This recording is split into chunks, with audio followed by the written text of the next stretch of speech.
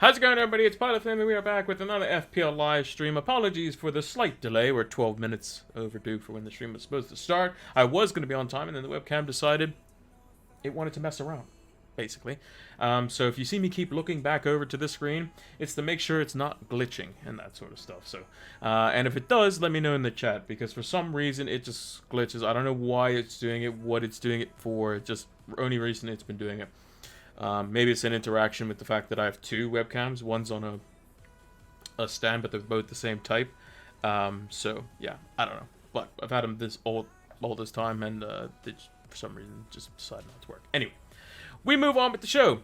So today we're going to be looking at how we did in Game Week 2. We're also going to be looking at what's coming up in Game Week 3. We'll update the watch list if we can, if we have time to do that. We'll take any questions you have in the chat. We'll take a look at our predictions for last week. We'll look at our predictions for this week as well, and all that good stuff. So, without further ado, let's see how the team did.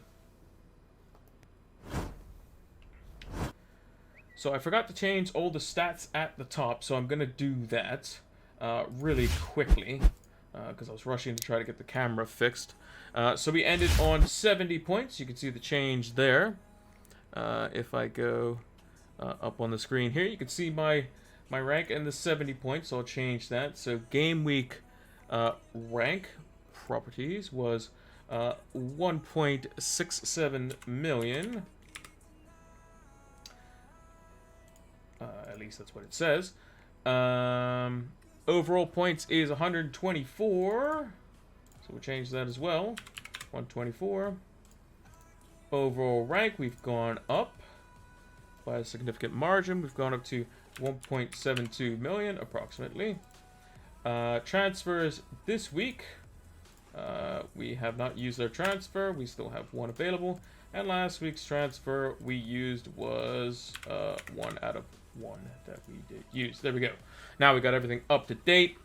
We're all set up, ready to go. Let me shift this back down so you can see the whole team.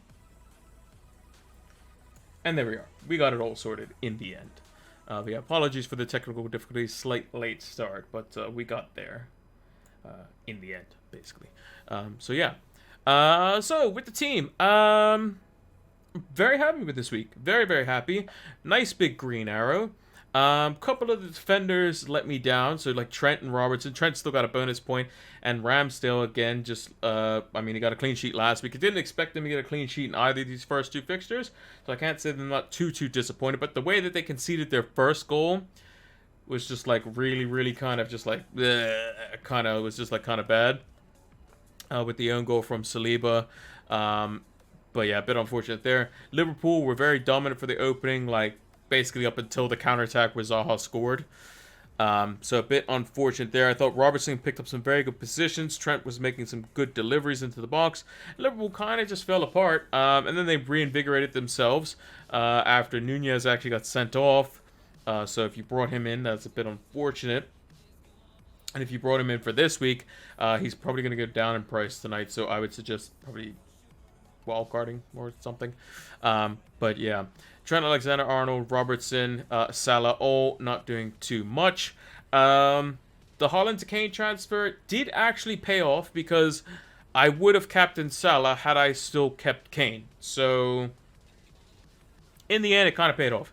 Because Kane would have got me 8 points, and Salah would have got 2, which would have been a total of 10.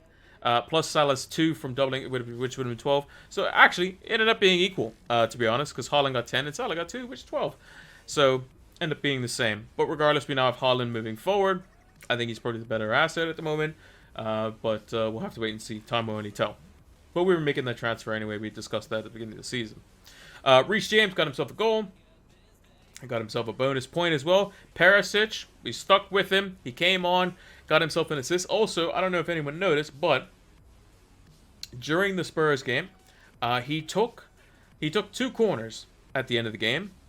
Well, actually took like 3 or 4, but his last 2 corners that he took from the side that they ended up scoring from, his first corner he took with his right foot, and the next one he took with his left foot. That's how two-footed he actually is. So he can go take a corner from either side with either foot, which is crazy. So if they want to outswing her from one side or in-swing her from the other or vice versa, then he can do that as well. But again, Son, I believe, was off the pitch when he was on it, so that might change. But we'll wait and see. I thought Sessegnon and Royale were very poor. From the bits that I saw, Chelsea had large portions of the ball, although they're not really too cutting it. Like, everyone was saying that Chelsea were absolutely marvelous in the first half.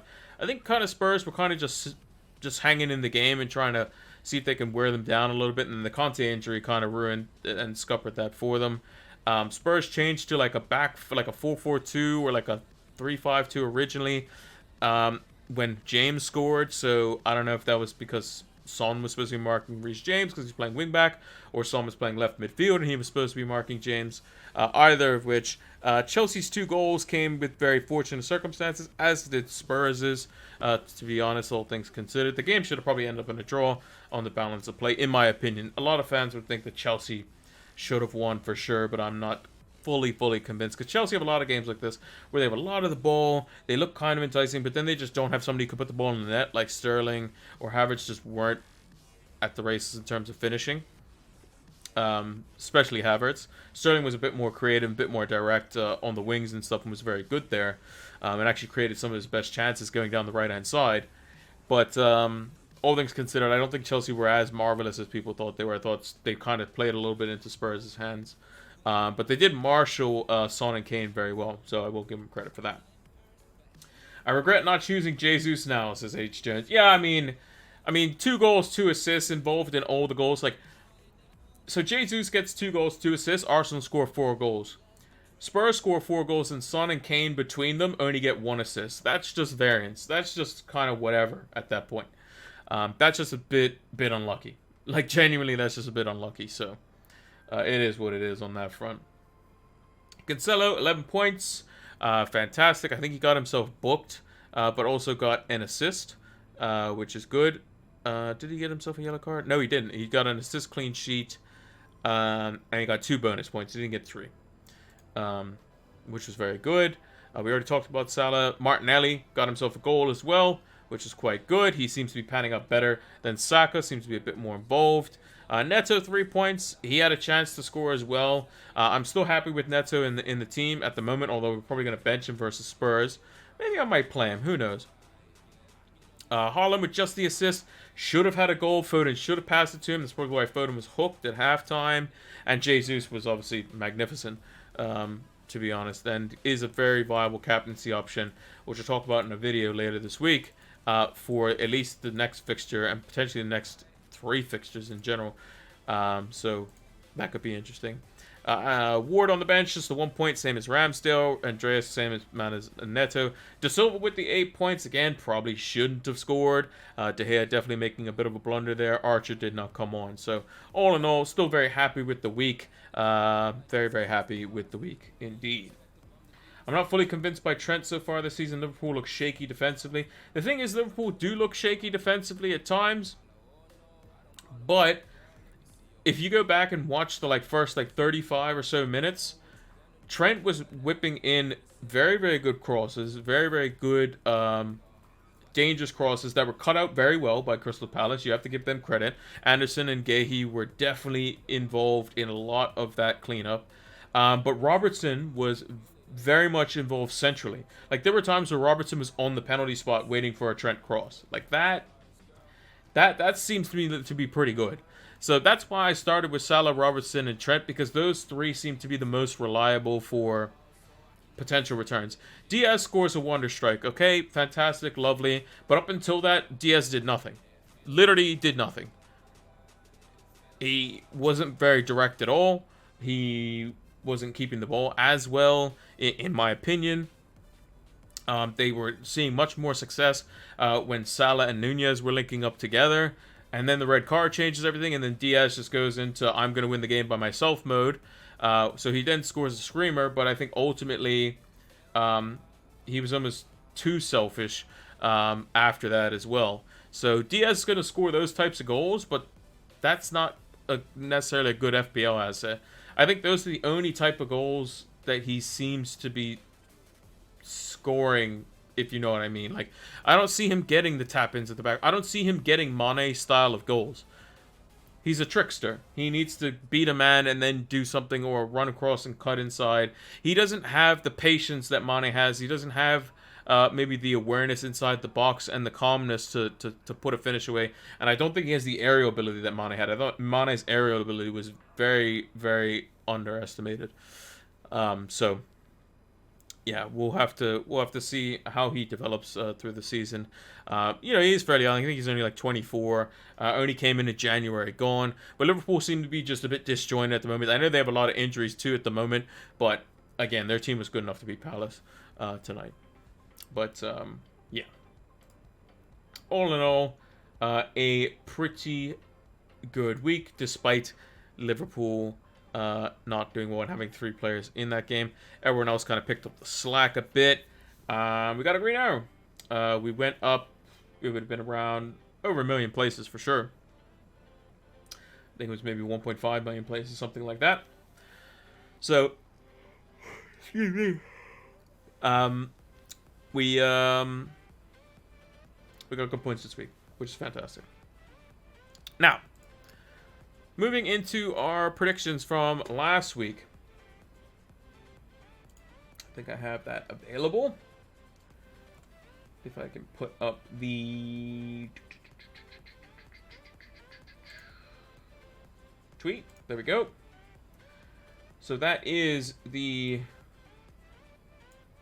clean sheet, differential, and predictions and picks and all that sort of stuff. So we can run through them. And basically what we do every week is we do a prediction for every game. And if you get the exact score right, you get 3 points. If you get the result right, you get 1 point. And if you predict like a draw and it's a win or a loss, then you get no points. So first game week, 5 points and only 1 out of 5 differentials. Not great. Let's see if we can do better. So Aston Villa versus Everton. I predicted 1-1. Actually, Aston Villa ended up winning that one. Although Everton did make a little bit of a game out of it towards the end. But nothing going there. Arsenal, I predicted to win 2-1. It was actually pretty much smooth sailing for Arsenal. And they ended up winning that game 4-2. I think the own goal wasn't great by Saliba, although he played pretty well from what I saw. I was mainly watching the City versus Bournemouth game. I was only catching the little bits from like the goal rush. So, yeah, I think that Arsenal were pretty much mostly in control. I believe it was it Maddison who scored? Yeah, Maddison scored the other one. Again, I just don't think Leicester were at it. But we get the 1 point there. Brighton versus Newcastle. A 0-0. Funnily enough, 2 0-0s on the week. Which I didn't think was going to happen. So, but we still predicted a draw. And we got... so we get the 1 point there. Man City versus Bournemouth. We predicted 4-0. It's one of the very few times I did. And I got it right. So we get 3 points there. Southampton versus Leeds. We also predicted correct as well. 2-2. So we got the 3 points there. That was a pretty back and forward game. Patrick Bamford getting injured, who's one of our differentials. So not great on that differential pick there. Bit unlucky. 0-0 between Wolves and Fulham. Neto looked like he had a very good chance to score, but did not. So we got that one wrong. Man United versus Brentford. We don't talk about that. We know we're wrong. I'm predicting United to lose every game from now on. West Ham versus Forest. I predicted 2-1. West Ham, it just was one of those days at the office where nothing went in. Just nothing went in. And it was just unfortunate for them. Dean Henderson made a penalty save off of Declan Rice. I don't think Declan Rice's penalty was that good, to be honest. And Forest's goal was kind of they bundled it in the net. But all things considered, I think Forest did very well, and they got the victory in the end. But we got our prediction wrong. Chelsea versus Spurs. This is a funny story, actually. So I was sitting there on the couch, watching the game, and I said just before it happened. I didn't get to finish my sentence though, because Reece James put the ball in the back of the net. I said, what I need to happen is Reece James to score, and he basically was like, Sterling was like, had the ball and was looking like he was going to shoot, and then laid it off to Reece James. And then I didn't get to finish my sentence, but what I was going to say was, I need Reece James to score, Perisic to come on, and him to get a return as well, and the game to end 2-2 for my prediction to be right. And those things literally happened, which is crazy. So we got the 3 points for the prediction there. So we got 3 exact scores right, which is crazy. And then Liverpool, Crystal Palace. I got Crystal Palace score right, but not Liverpool, so we got that one wrong. Man City clean sheet, fantastic. Someone said Fabianski played. So, and he made 5 saves. So I guess he wasn't injured. So I thought he was going to be out for a few weeks. So Areola would have been a bad differential pick. Johnny got himself a clean sheet, so that's quite good. Arabo, I think, came on. I think he got an assist as well. Oh, no, he got a goal. He got a goal. I thought it was just an assist. I thought it was an own goal for some reason. So we got that one right. And then Bamford went off injured with no return, from what I remember. Yeah, no return for Bamford. So that's 1, 2, plus 9 is 11 points. And we got 3 out of the 5 on the differential. So a much more improved score.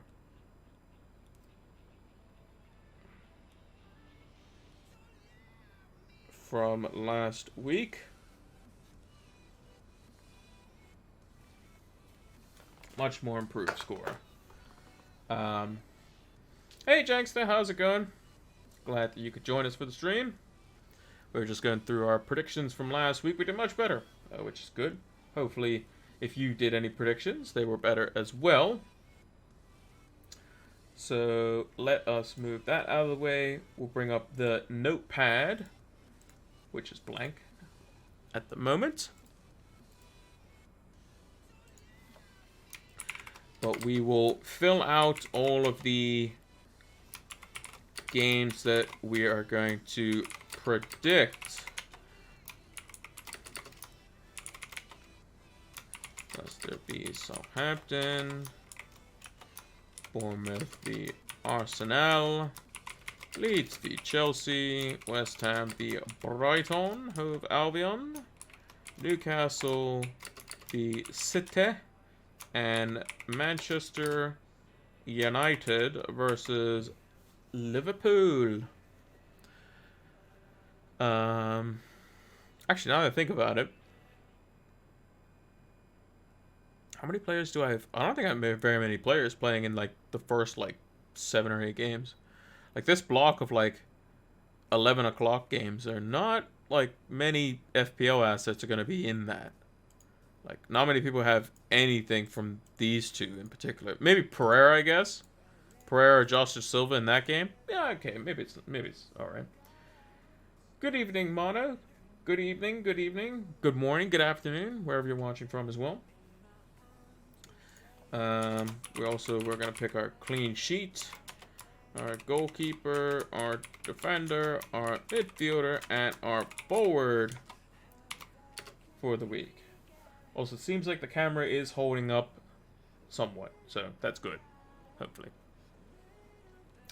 So, let's do the predictions. Spurs versus Wolves. I think Spurs are going to win this one. Wolves have not scored. Wait, no, they did score the first game. Wolves are struggling to score. So I think Spurs will win. I think we'll keep a clean sheet, too. So I'm going to go 3-0, I think. 72 points is very good, Mono. Very good. I got 70 myself. Very good score. Very, very good score. Crystal Palace versus Aston Villa. I think Palace can beat Villa. They should beat Villa. But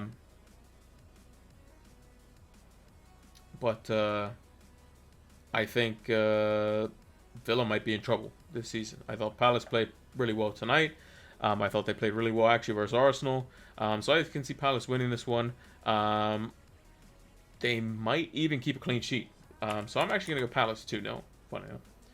I got the Arsenal prediction wrong. I got the Arsenal prediction wrong in terms of the score, but the result I still got right. I still predicted Arsenal to win. I predicted Arsenal to win 2-1. Connor Murray 145. Do you think I should get to replace Nunez for a 4-point hit? Vardy or Tony, who is expected to rise in price tonight? If I was gonna go for somebody,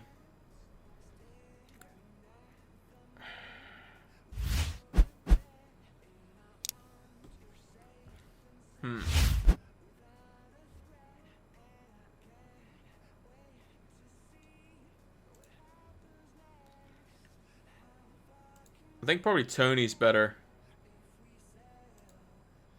I just like his fixtures more. Because like Vardy plays, like, yeah, he plays Aston Villa, but he plays Brighton away, which is kind of hard. I mean, United's easy, but he plays Chelsea next week. I'll probably say Tony. Mono says, I'm laughing at those who ripped up their team to get Nunez. Yeah, I know somebody who brought in Nunez this week.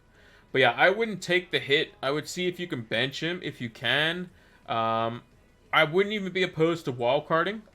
I would not even be opposed to wildcarding. I think wildcarding would be actually fine as well. Like an early wildcard's not bad. Like if I was wildcard, like I'll show you what I would do if I was wildcard. Like, let's say for some reason I had Nunez, or something like a debacle happened, and something was really bad, and it worked. It went in such a way to where it was bad.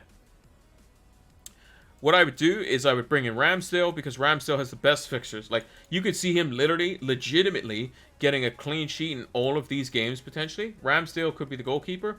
Or, you can even do it even better and just go for like an Ederson or something like that, if you wanted to. Zaha isn't the worst shout. I agree with you, Mono. He needs to improve his finishing. But he's also the talisman. He's just the guy. Like, if it goes through him, he is the guy. Nunez is out for 3 games. I can bench him for Brennan Johnson or Nathan Patterson. Yeah, that's probably not great. That sounds like you might need to wildcard if you don't want to take a -4. That's what it sounds like to me. Yeah, like if I was wildcarding, I would have the same front line. I think the same front line is fine. Who's on pens for Palace? Zaha. Zaha's on pens. Zaha takes the penalties he took them all last season. Unless he's injured, in which case I think Milivojevic is next. But Zaha's taken seniority, as it were, over penalties. What's Zaha's fixtures like? Yeah, Zaha's fixtures, like, he has the Man City game, but these are fine. I think these are all fine. Zaha loves scoring versus Brighton. United aren't great at the moment. Newcastle away would be tough. Brentford and Villa at home could be easy. Man City away, I mean, he's going to just do exactly the same thing that he did potentially, versus Liverpool. So I would do something like this. I would still keep Andres Pereira. I would have Martinelli. I would go Zaha in midfield. I would still keep the double Liverpool defense. Maybe not necessarily have Perisic. I think Cancelo and Reece James are fine.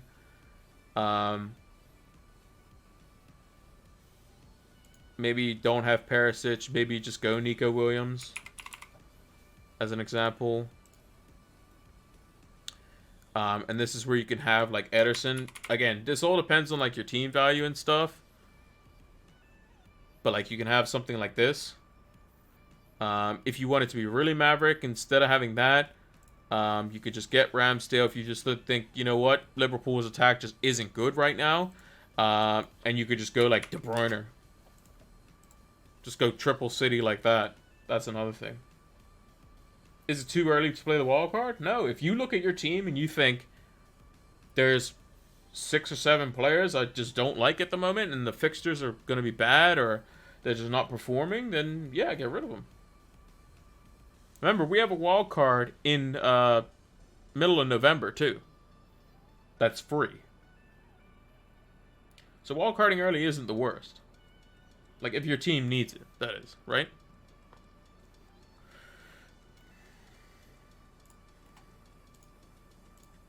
It's only if your team needs it.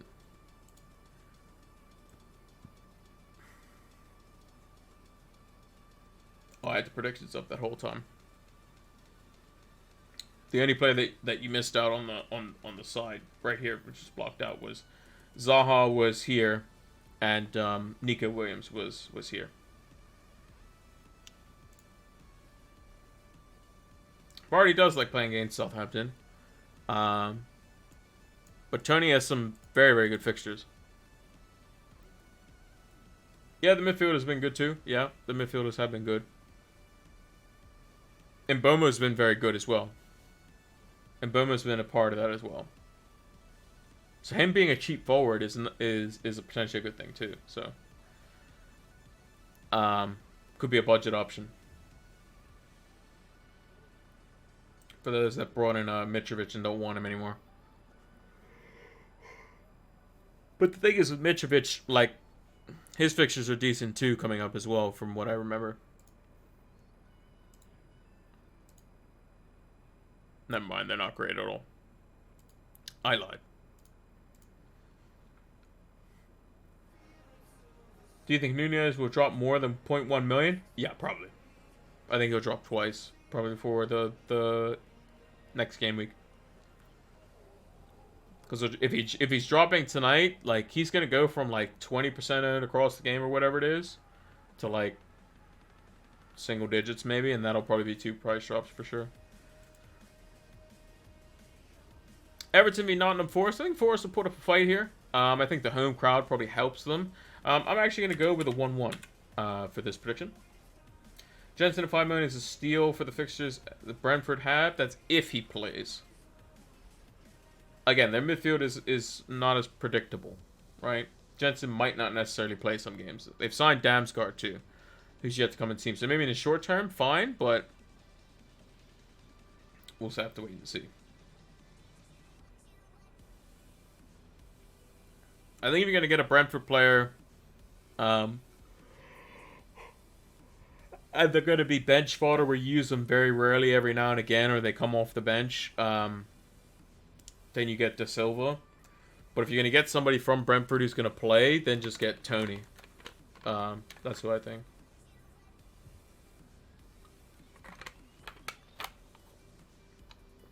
Yeah, De Silva's definitely an option to downgrade Bailey if you want. If you want.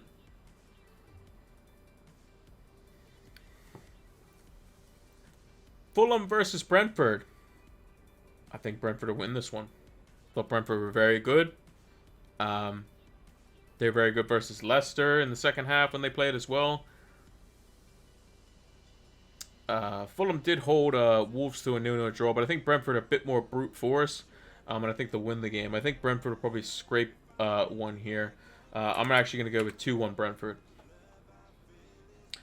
Leicester versus Southampton. I think Leicester get back on track. I think they win the game, but I think they concede. I'm going to go with a Leicester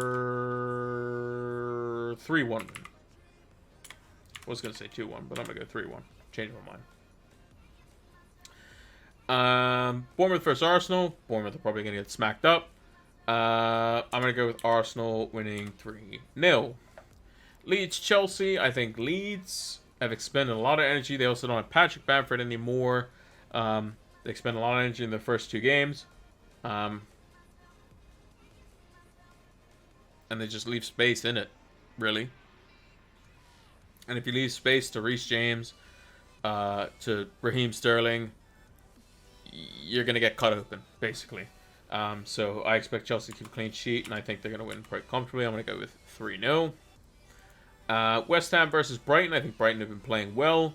I think West Ham probably have to bounce back in this one. Brighton away from home are very, very good. I'm going to go with a 1-1 though. I think West Ham will hold them out a little bit. And I think they probably get the draw at least. So yeah. Newcastle versus Manchester City. I think it's going to be a tough game, actually. I think it's going to be a very tough game. Do I think City keep the clean sheet? Probably not. But I still think they win, though. They usually find it quite hard at St. James's Park, but I think with Haaland in there, it's just very hard to keep him off, like off his game, basically. So I can see them winning the game. And Man United versus Liverpool. Liverpool are just pissed off with 2 draws, so I'm going to predict Liverpool in 5-0. And that's a Man United fan saying that, by the way. It could be more. Could easily be more. If Liverpool play the way that they did in the first 30 minutes versus Crystal Palace against United, they'll score 5. Yeah. But they're going to play better than that, which is scary. United can't defend. If United keep picking Harry Maguire, Luke Shaw, Diego Dalot, if they're going to play Scott McTominay and Fred, they're going to keep playing Rashford, they're going to keep playing Bruno. These guys give away the ball. They can't play out from the back. They're not cohesive as a unit. Liverpool will cut them to shreds. It doesn't matter if Liverpool have 8,000 people injured. I think Firmino will be back for this game. And I think that they will be... I think Keita was back in training at the end of this week, so I think he'll be available for the game as well. He was very good versus United at Old Trafford last season, so I think United could be in deep trouble. And I think Harvey Elliott was fantastic as well. If he plays, he could cause United some problems as well. United just don't cover crosses in general well, and if you have one of the best crosses of the ball in Trent Alexander-Arnold, with people running in the back post, like Robertson as an example, then United are going to be in deep trouble. So, I expect United to get smacked. Clean sheet. I'm actually going to go with... Let's go with Spurs. Wolves have been struggling to score. I don't know if I picked Spurs in the first week. Can't remember. We'll go with Spurs. Goalkeeper for the week. Differential goalkeeper. Let's see.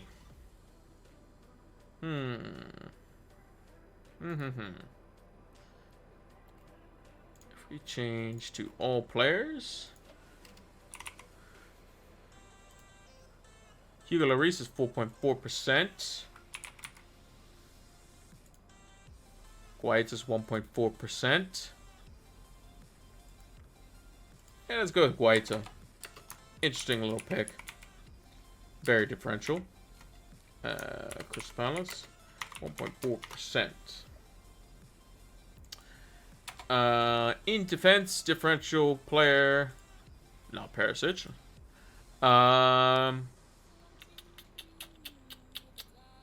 Let's see the fixtures again.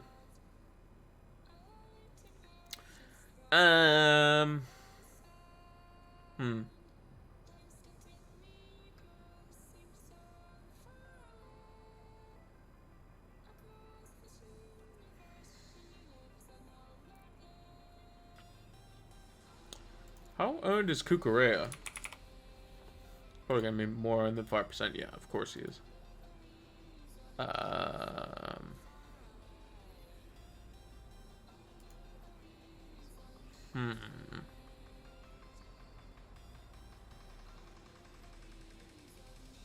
Just trying to think.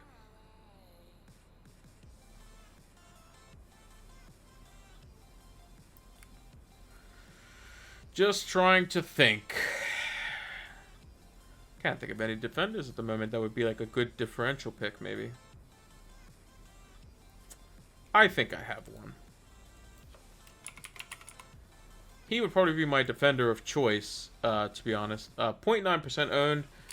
Rico Henry from Brentford. He plays Fulham this week.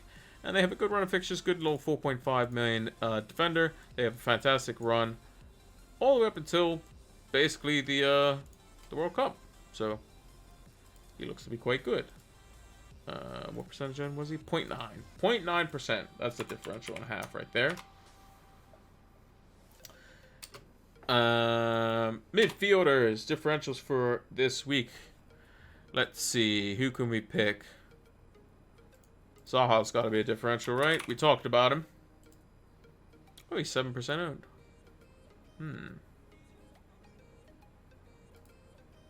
Maybe we'll go for his teammate. Eberechi Eze for Crystal Palace. 1% owned. 5.5 million. Could be a steal. Got himself an assist tonight. could be involved more and more in the creativity side of things, is on set pieces at times. Could be quite good as an option. Forwards for this week.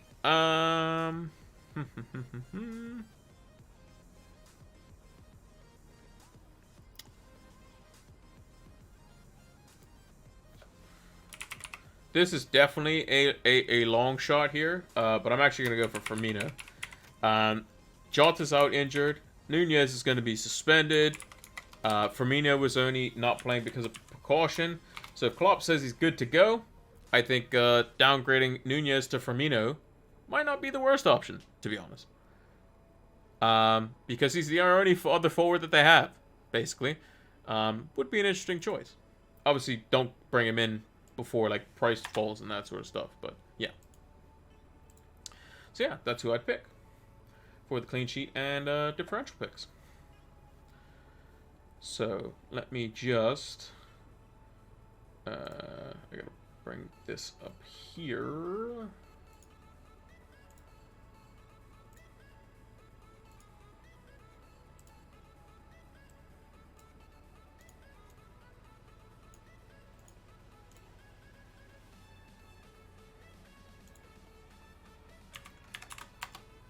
I just have to put my predictions in a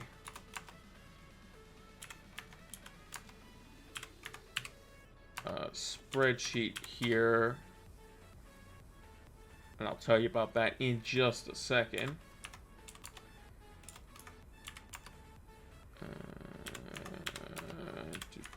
Who predicted Man United Liverpool 1-1? Man United are definitely winning. Or definitely losing, sorry. What am I talking about? Winning. They're not winning. They ain't winning anything. But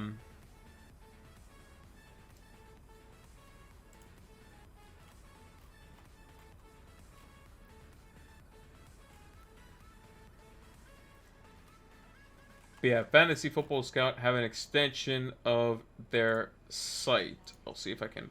I can't remember the actual site. Fantasy Football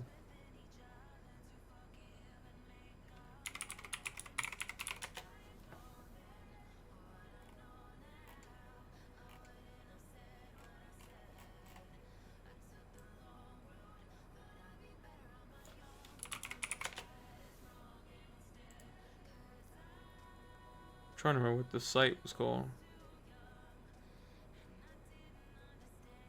I can't remember what the site's called. I'm having a blank.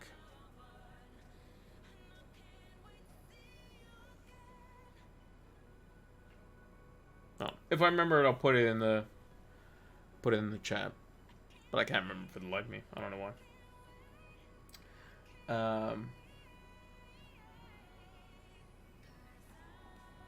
It's called Fantasy Football something. I know that. Let me see if I can... Would it be in here?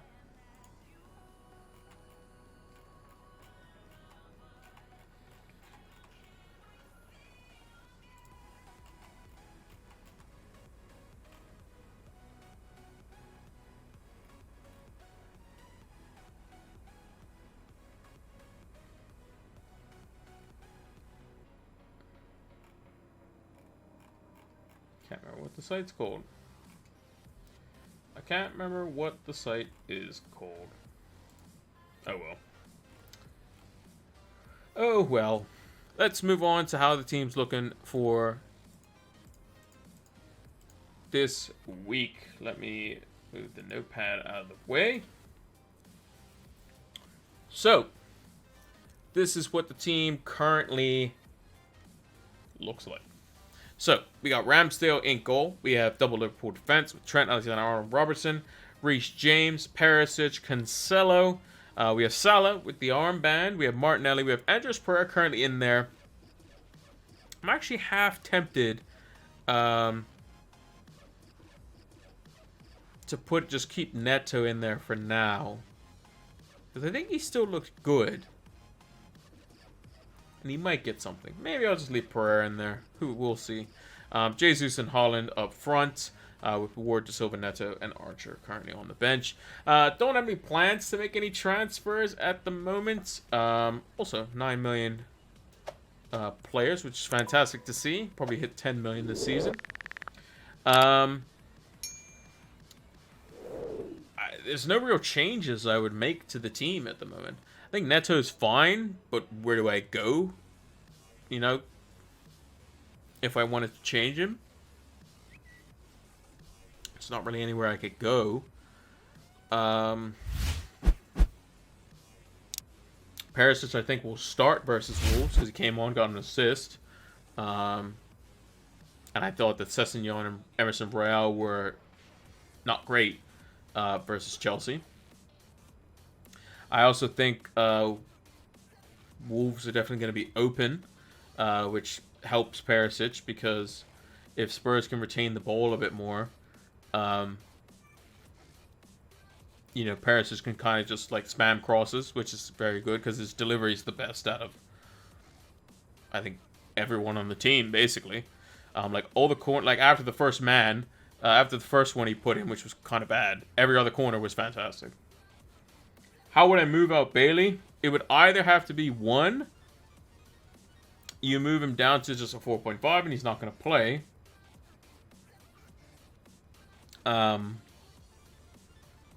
Or two, you have to upgrade him massively. Because most managers have Martinelli at the moment. Well, I say that only 33% of the game has Martinelli. But if you don't have Martinelli, I would upgrade him to Martinelli.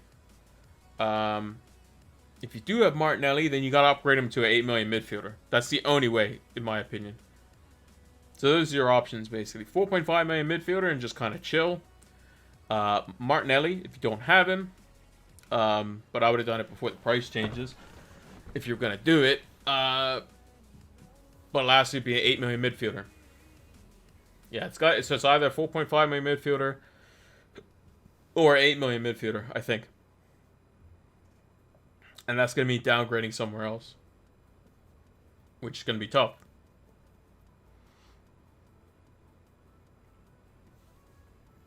Because at the moment, the 6 million midfielder slots, like 6 million, 6.5, 5.5, like there's not anything outstanding in there for the current set of fixtures. Like when Palace's fixtures get better, okay, maybe they have somebody in there, but like if we just look at midfielders, I'm just going to do like 7 million and lower. And sort them by price. So, like Zaha's, like I think Zaha now is probably fine. I mean, these fixtures look really, really good. I think Zaha now would be fine. I wouldn't have a problem with that. Grealish, him being dropped was a bit weird. Although he did come on for 45 minutes. Maybe Phil Foden's going to be the doghouse. But again, no returns from him again. Coutinho's a no-go. Barnes is a no-go. Bernardo's a no-go. Odegaard's okay. But again, not great. I think Trossard's probably not bad. But again, not ideal. Tielemans, no-go. Sinistero, haven't seen him. Eriksen, no. St. Maximin is maybe, but again, no returns as of yet. And their fixtures are pretty bad. If you want somebody to just tick along, Ward-Prowse, he will get goals. But again, fixtures in the short term are not great. Martinelli, we've already spoke about. Rashford's definitely a no-go. Rodrigo, I think, is probably fine from Gameweek 4 onwards. I mean, he scored 2 and 2. Or 3 and 2, rather. But still not fully convinced by Leeds, to be honest. De Silva would be the 4.5 or 4.6 now to go for, but yeah. Buendia, no.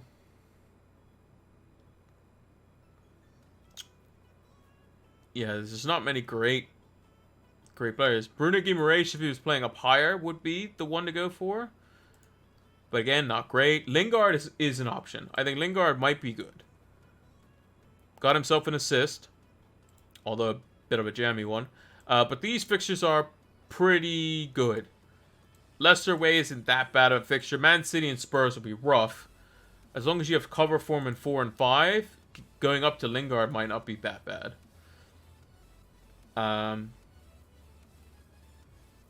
Guedes, I think, is one to... Or Guedes, however you pronounce it, is one to potentially look out for. But again, he's just Neto. So again, that's different. Elise, if he can play game in, game out, could be good. Again, same vein as Zaha. And then everyone else is just not really looking like, don't really look at it. Maybe Vissa, but again, played 83 minutes one game, then he played 17 the next game. I think Tony and Mbeumo are the only two that you know are going to probably start.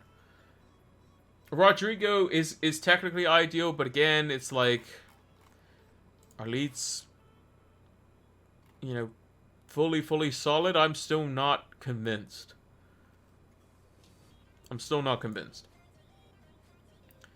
I wouldn't be bringing in Rodrigo for this week, for obvious reasons.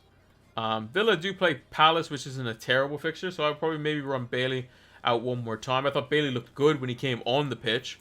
I think Bailey starts potentially versus Palace, but again, what do I know?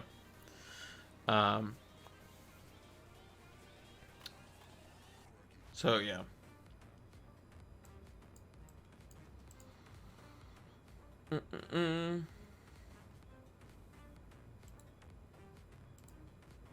Moving on to my watch list. So players I want to keep an eye on. Chelsea's defense, I just don't think Mendy's going to be worth it, to be honest. Mind you, did make 3 saves in both games, so maybe he's worth keeping there. Maybe Mendy might be worth it. But I think if you can nail it on the wing backs, then that's probably good enough. So maybe he does get removed for the time being. Ederson, I think Ederson's fine to keep on the watch list. He could be the one to go for. Raya, I think is fine to keep on the watch list too. Chilwell and Cucurella, I'm going to remove both of them because, again, at the moment, we don't know who's who. And until the transfer window closes... and Marcus Alonso leaves or doesn't leave, then that's still going to be up in the air. So, we don't know. Ezer Zaha is the best cheap midfielder this week. Both had good performances. Yeah, exactly.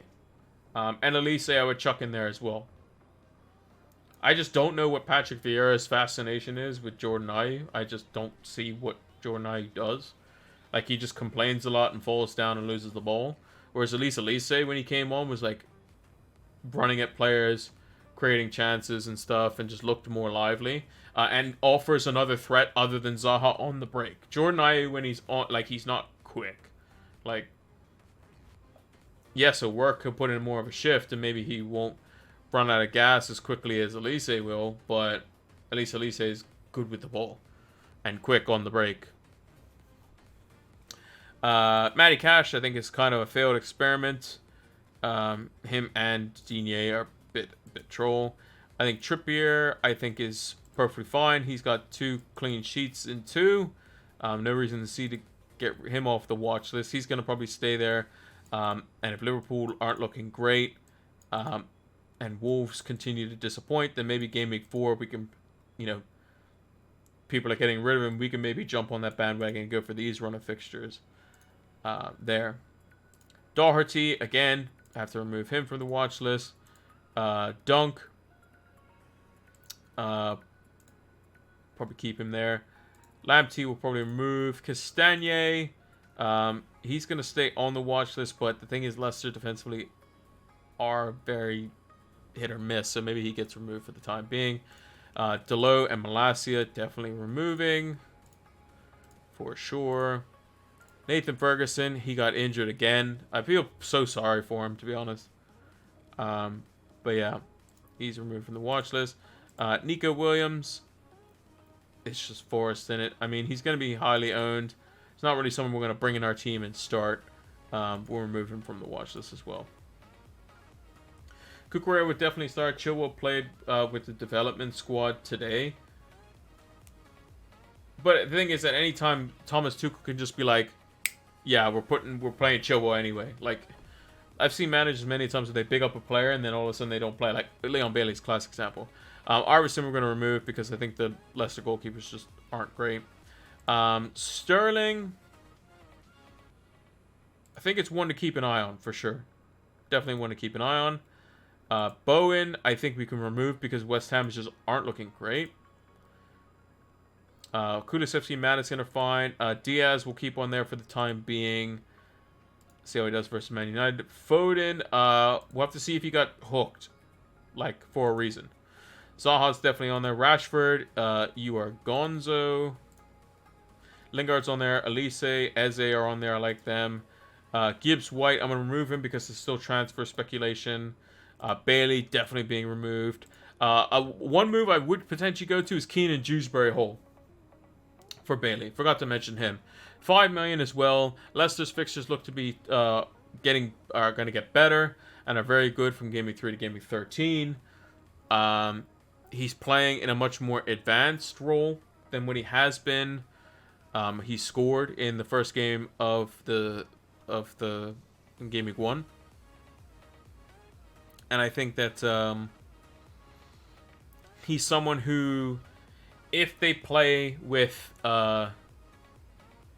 like a front two, like if Leicester play like 3-5-2, then Dewsbury Hall and Madison will be like the creators of that team.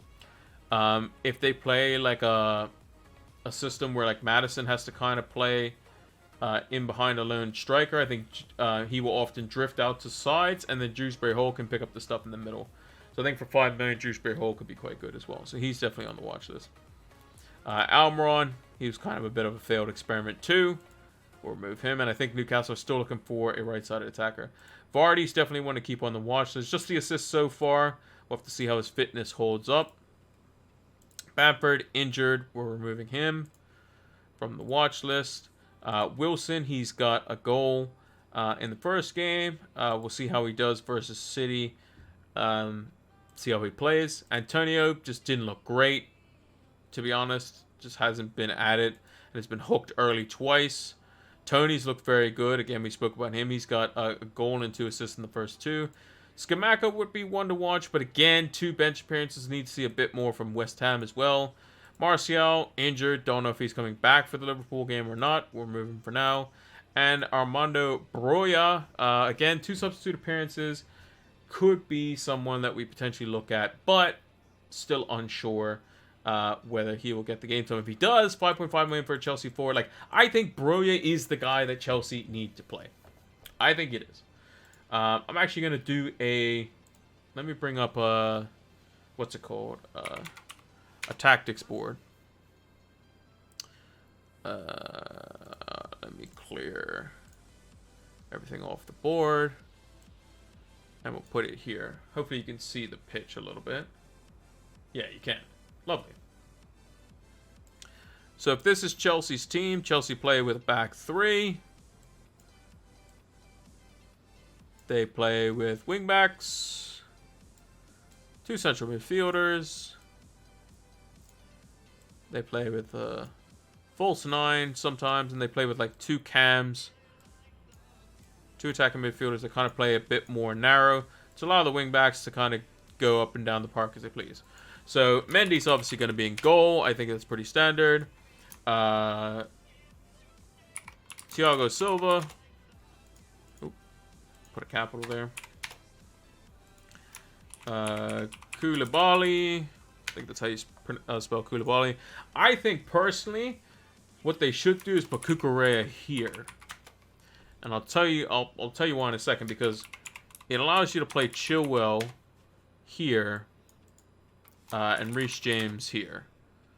That's what I would do. I think what most games is Chilwell is going to get replaced by somebody, and Cucurella is going to get played here. But regardless, this is how I think Chelsea would play. Kante when he's fit. But if Kante can't play, then I would personally play Gallagher. I don't know what's happened to Kovacic. I don't know if he's injured or not. But I would play Kovacic. I think he's arguably Chelsea's best midfielder. In terms of like deep line playmaking role. Also gets across the ground really well. I think you need to play Raheem Sterling on the right. I think you have to play Raheem Sterling on the right-hand side. You could put Broja through the middle, be a proper target man. And then you could play Mount here. And then you could actually change it to more of a like a triangle in midfield and play kind of 2 up top.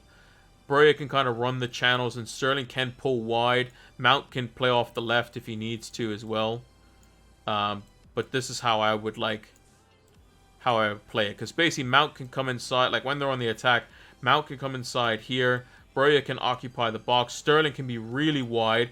Reece James can be in this half space here. Chilwell can be down the line. And you can have this nice W formation that Tuchel likes to play. Cucurella can support the attack here. You can just have Gallagher and Kovacic kind of holding here. And then you can have Koulibaly kind of doing what's it called? Like doing like the Rudiger type runs. So maybe you do something where it's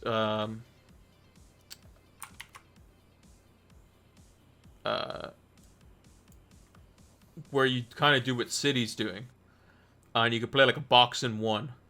So you can have maybe like Thiago Silva and Koulibaly like here. Cucurella can play in here. Then you can have the Conte Gallagher kind of set up like that. Like the box in one. So you have like 2 creators. Like Cucurella can switch balls out to the side here. Kovacic can switch out to that side. Gallagher can kind of sweep up and still play like great like diagonals or through balls through the lines here as well. Is Kovacic injured? That's a shame. Well, if Kovacic is injured, then I guess you replace the Conte/Gallagher role with Jorginho, and then you put Gallagher where Kovacic is. Because personally, although Loftus-Cheek played well, I just don't think he is it, basically. And basically, you would mimic kind of what City are doing. So basically what City do is they have Cancelo in this position. They have Walker here. They have Rodri here. They have Ake here, or whatever the left side of center back is. Right side of center back is Diaz. This is Ederson. Wide left, at least in the second half, was Grealish. Guy playing in centrally on the left was Gundogan. They had Haaland through the middle. They had De Bruyne here. And then they had Mahrez or Foden or whoever out on the right. And then you have like Gundogan making runs in the box. De Bruyne can make runs in the box, but can also create from this angle here. And what you find is that if Gundogan and De Bruyne tuck in close to Haaland and want to get close and create this like kind of creativity triangle, Cancelo and Walker will block these spaces here and can whip in crosses in from the half spaces in there. Or if the fullbacks then go wide, then the winger comes in and vice versa. Grealish likes cutting in and shooting on his foot or cutting in and creating, and you can have that sort of system. And I think Chelsea can definitely play that. They'll be just a bit more defensive minded in their box in the center of the field, as it were. Or they can also play like what's called the WM formation, which is basically like you have a W like this, like a staggered line. And then an M, well, like that's the M there, and then you have it like this. Yeah, so you have the M this way, and then you have the W that way, or the WW, the MM, whatever you want to call it. And you have the staggered lines. Obviously, City will probably have their players much further up, compressing the space as far as wherever the enemy striker is, that is, because they'll have like one of the center backs potentially like kind of being touch tight to him. But yeah, it just gives you a lot of passing angles, a lot of options, the ability to make +1 in the attacking phase and create an overload. on either side. It gives you +1 in defense. If they just have one striker on the last shoulder, you have Ake and Diaz to cover that just one guy. And Chelsea can do the same thing with Koulibaly and Thiago Silva. But yeah, little bit of tactics work there. A little bit of tactics work. Haven't brought out the board in a while. But it was good. Good fun. But yeah, that's the updated watch list for the time being. We need to remove Broya, though. So we thinned it down quite a bit. We'll probably add some players maybe soon.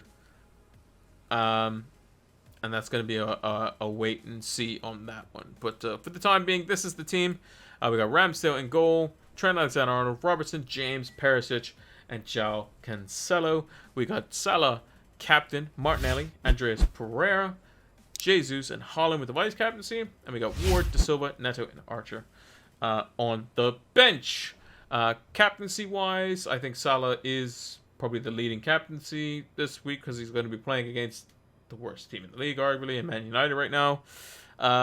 So, yeah, I think that just makes the most sense. We're going to be doing captaincy video this week. I think it's more interesting on weeks where there is potential for a lot of differentials to crop up for captaincy this week. So make sure to stay tuned for that. That's probably going to come out Wednesday, probably. So yeah, make sure to stay tuned in for that one. So yeah, that's going to do it for the preview stream. Let's talk about Fantasy Football Scout before we sign off. So, if you haven't done so already, make sure to check out Fantasy Football Scout. The link is in the About section, or if you're watching this VOD over on YouTube the day after. Again, we do our streams live over on Twitch, but Fantasy Football Scout is here to help you out this season, to help elevate your FPL game. All of our videos that have stats on them and stuff, they come from the Fantasy Football Scout members area. So check out the link in the description or the About section or over my Twitter bio. You can find it on any one of my platforms. And make sure to check it out. My tables that I use for all my videos and what we showed on the deadline stream on the weekend were all from there as well. So it's going to help elevate your FPL games, so make sure to check out Fantasy Football Scout. So let's move over to the big screen. So, I'm actually glad that the camera held up. I don't know why. Justice Silva doesn't seem to know why the camera was messing around. But yeah, we seem to fix it for the time being. Thank you all for watching. Make sure to like, favorite, subscribe, all that good stuff. Make sure to stay tuned for some of the videos coming out on YouTube this week. If you're watching this VOD over on YouTube, we did stream last night. So if you want to join us live for those streams, we usually do the previews around 6:30 p.m. EDT, and then obviously the deadline streams. If they're on a Saturday, we do them 1 hour before the FPL deadline. So make sure to come join us for that if you want to ask questions live, get your answers heard immediately. So yeah, thank you all for watching, and until next one, take care.